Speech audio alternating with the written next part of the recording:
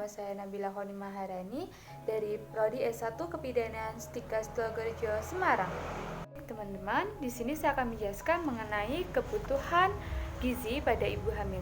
Apa sih kebutuhan gizi pada ibu hamil? Yuk teman-teman, mari kita simak apa saja sih kebutuhan gizi yang harus dicukupi pada masa kehamilan. Kebutuhan gizi ibu hamil ialah pengetahuan ibu terhadap nutrisi yang baik dikonsumsi pada ibu saat kehamilannya agar terpenuhi asupan gizi bagi ibu dan juga janinnya untuk pertumbuhan, perkembangan janin di dalam rahim ibu. Akibat kekurangan gizi pada saat kehamilan akan berdampak pada janinnya. Dari kekurangan zat gizi pada saat kehamilan akan berdampak pada janin, seperti bayi lahir dengan berat badan rendah atau biasa kita sebut dengan BBLR. Kemudian ada beberapa faktor yang mengakibatkan bayi lahir dengan berat badan rendah. Salah satunya yaitu bayi mengalami stunting. Di mana stunting adalah kekurangan gizi kronik yang berlangsung pada saat kehamilan, awal bayi lahir hingga berdampak sampai anak berusia 2 tahun. Nutrisi dan juga gizi yang baik ketika kehamilan sangat membantu ibu hamil dan juga bayi agar tetap sehat. Asupan gizi pada masa kehamilan tetap menjadi hal yang perlu diperhatikan untuk kesehatan kandungan ibu. Ibu hamil harus menerima asupan gizi yang cukup, mencakup 4 sehat dan juga 5 sempurna. Pertumbuhan, perkembangan, serta kesehatan yang optimal bergantung pada nutrisi yang baik, serta jumlah dan kualitas nutrisi yang dikonsumsi ibu. Nah, dalam masa kehamilan ini, ibu masuk semua nutrisi untuk bayi yang sedang berkembang di rahimnya. Maka, kualitas makanan yang dimakan oleh ibu sebelum dan selama kehamilan dapat memengaruhi kesehatan bayinya. Oleh sebab itu, ibu hamil harus mengetahui bagaimana memberikan nutrisi yang terbaik untuk dirinya sendiri dan juga bayi yang ada di dalam kandungannya. Nah, ibu-ibu, makanan yang harus dikonsumsi ibu hamil harus disesuaikan dengan kebutuhannya dan juga janin yang ada di kandungannya. Dalam keadaan hamil, makanan yang dikonsumsi bukan untuk ibu sendiri, tetapi ada individu lain yang ikut mengonsumsi makanan yang dimakan oleh ibu. Nah, ibu-ibu, penambahan kebutuhan gizi selama kehamilan meliputi yang pertama yaitu ada energi, kemudian protein, lemak, ada kemudian karbohidrat, mineral, dan juga vitamin.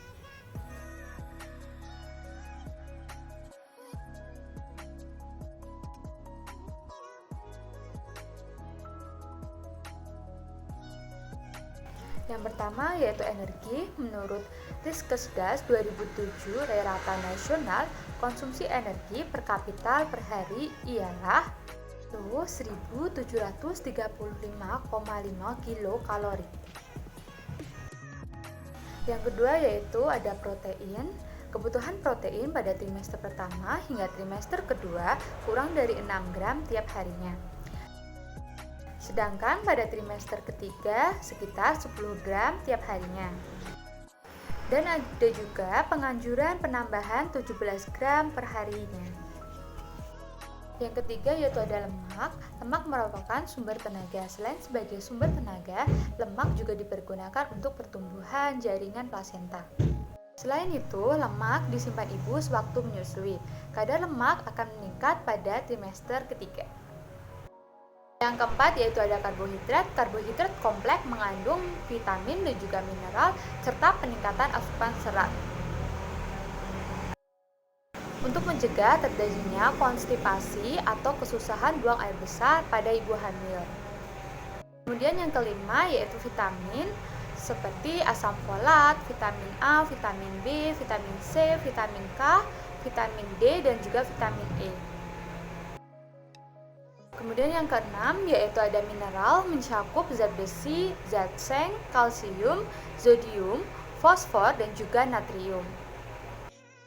Nah, untuk contoh makanannya, ibu bisa mengkonsumsi seperti nasi, kemudian untuk lauk pauk ada telur, tahu, tempe, ikan, ayam, daging, kemudian sayuran, buah-buahan, kemudian ada vitamin, air putih yang cukup, kemudian susu, kacang-kacangan, ubi, dan juga yang lain sebagainya.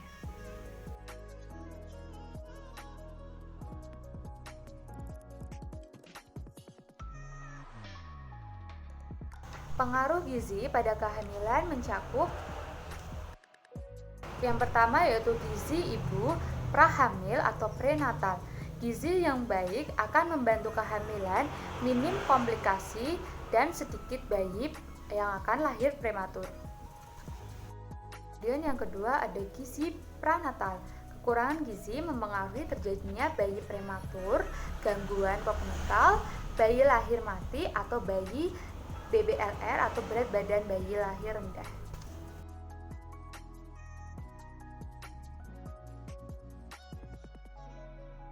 Nah, kemudian penilaian status gizi ibu hamil bisa diketahui dengan yang pertama yaitu perubahan berat badan selama kehamilan berlangsung sekitar 12,5 hingga 18 kg untuk ibu yang kurus. Sementara untuk berat badan ideal cukup 10 hingga 12 kg. Sementara itu untuk ibu yang tergolong cukup naiknya yaitu lebih dari 10 kg.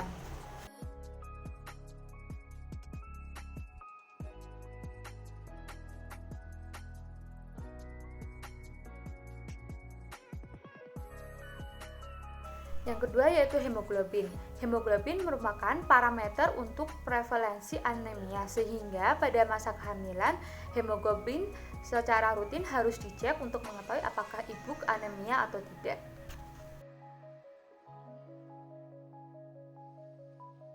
Yang ketiga yaitu ada lingkar lengan atas atau lila dilakukan untuk mengetahui resiko kekurangan energi protein. Ambang batas lila adalah 23,5 cm yang artinya wanita tersebut beresiko melahirkan bayi dengan berat badan lahir rendah.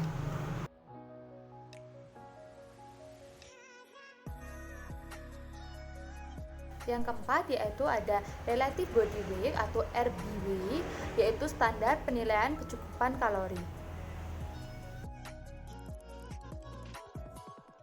Kemudian untuk ibu nih, bagaimana cara mendapatkan gizi seimbang selama kehamilan? Kemudian yang pertama yaitu ibu harus makan dengan gizi yang cukup, kemudian yang bervariasi, satu porsi lebih banyak dari porsi sebelum kehamilan.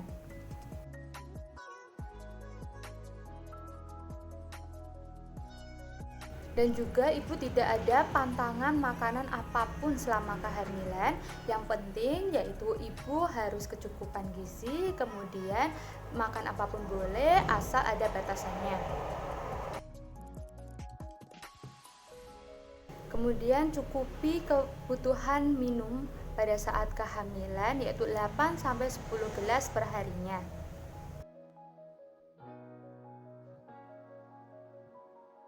Jika ibu mengalami mual dan juga muntah saat makan atau tidak nafsu makan, maka ibu pilihlah makanan yang tidak mengandung lemak seperti roti, kemudian buah-buahan, kemudian singkong, biskuit. Ibu harus makan dengan porsi yang sedikit tetapi sering, sehingga untuk kebutuhan gizi untuk ibu dan juga janinnya tercukupi. Gangguan kesehatan yang terjadi jika ibu hamil kekurangan gizi, antara lain ibu hamil dengan gizi buruk juga dapat mempengaruhi kesehatan dirinya sendiri. Gizi yang tidak cukup selama kehamilan dapat menyebabkan beberapa gangguan kesehatan seperti anemia, merasa lelah dan lesu, kemudian produktivitas rendah, dan menurunnya sistem kekebalan tubuh sehingga mudah terserang infeksi. Nah, berikut adapun klasifikasi gizi seimbang pada ibu hamil. Penambahan pertumbuhan zat gizi selama kehamilan ditambah sesuai dengan usia kehamilan ibu. Hal ini dikarenakan adanya perkembangan dan pertumbuhan pada janin. Berikut merupakan jumlah penambahan yang harus dipenuhi selama masa kehamilan ibu yang harus ibu ketahui. Di antaranya Yang pertama, yaitu pada trimester pertama, yaitu energi yang harus ditambah yaitu 180 kilokalori, kemudian untuk protein yaitu 20 gram, untuk lemak yaitu 6 gram, dan untuk yaitu karbohidrat 25 gram setara dengan biskuit 1 buah sebesar 10 gram, kemudian telur rebus 1 butir 55 gram, kemudian susu sapi segar setengah gelas yaitu 10 gram. Nah, kemudian pada trimester kedua dan juga trimester ketiga penambahannya yaitu energi 300 kilokalori, kemudian protein 20 gram, kemudian lemak 10 gram, dan juga karbohidrat 40 gram. Setara dengan 1 mangkok bubur kacang hijau rebus 5 sendok makan yaitu sebesar 50 gram, kemudian santan setengah gelas yaitu 50 gram, gula merah 1 sendok makan yaitu 13 gram, dan telur ayam rebus 1 butir yaitu 55 gram. Jumlah atau porsi dalam sekali makan merupakan suatu ukuran atau takaran makan yang dimakan tiap kali makan. Kategori nasi beratnya yaitu 100 gram, kemudian setara dengan 1 piring, kemudian lauk pauk hewani bisa ayam, daging ataupun ikan, beratnya yaitu 40 gram, setara dengan ikan sepertiga ekor sedang, kemudian ayam 1 potong sedang, dan daging 2 potong kecil. Kemudian untuk lauk nabati seperti tempe, tahu, kacang-kacangan, beratnya yaitu tempe 50 gram, tahu 100 gram, kacang-kacangan 25 gram. Setara dengan tempe 2 potong sedang, tahu 2 potong sedang, kemudian kacang-kacangan 2 sendok makan. Kemudian untuk kategori sayuran yaitu beratnya 100 gram, setara dengan 1 gelas atau 1 piring atau 1 mangkok. Nah, untuk kategori buah-buahan yaitu beratnya 100 gram, setara dengan 2/4 potong buah sedang atau potongan sedang. Nah, untuk ibu hamil nih ada pun makanan yang perlu dihindari terlebih dahulu selama kehamilan, yaitu yang pertama menghindari makanan yang diawetkan, kemudian menghindari makanan yang setengah matang seperti telur setengah matang, daging setengah matang atau ayam setengah matang, kemudian menghindari minuman yang bersoda tinggi atau soft drink, kemudian menghindari terlebih dahulu olahan kopi dan juga coklat, kemudian membatasi minum kopi dan juga coklat, dan membatasi makanan yang berenergi tinggi seperti makanan yang mengandung gula, lemak, seperti contohnya keripik dan juga kue. Nah, berikut adalah contoh pemenuhan makan pada sehari-hari. Yang pertama pada sarapan, 1 piring nasi, kemudian 1 butir telur ceplok, kemudian 1 mangkok sayuran, 1 potong buah pepaya, kemudian bisa diselingi dengan cemilan. Kemudian untuk selingan yaitu 1 potong kue tradisional, boleh apa saja, kemudian 1 gelas jus buah. Pada makan siang yaitu 1-2 piring nasi, kemudian 2 potong tempe atau tahu, kemudian 1 potong ikan goreng dan juga 1 buah jeruk. Nah, untuk selingannya yaitu 1 mangkok bubur kacang hijau, 1 gelas jus buah, dan 1 gelas teh manis. Kemudian untuk makan malamnya yaitu 1-2 piring nasi, kemudian 2 potong sedang tempe atau tahu, kemudian 1 potong semur daging, 1 mangkok sayuran, dan 1 buah apel. Tadi adalah contoh makanan yang bisa ibu konsumsi sehari-hari, tetapi jika ibu tidak suka, ibu bisa mengganti dengan makanan yang ibu suka, dan yang terpenting tidak ada pantangan makan apapun untuk ibu hamil. Nah, teman-teman, tadi adalah gizi pada ibu hamil yang harus dicukupi pada masa kehamilan. Maka dari itu, ibu hamil harus mencukupi kebutuhan gizinya agar ibu dan juga janinnya sehat. Terima kasih dan mohon maaf jika ada kekurangan dari saya. Bye-bye.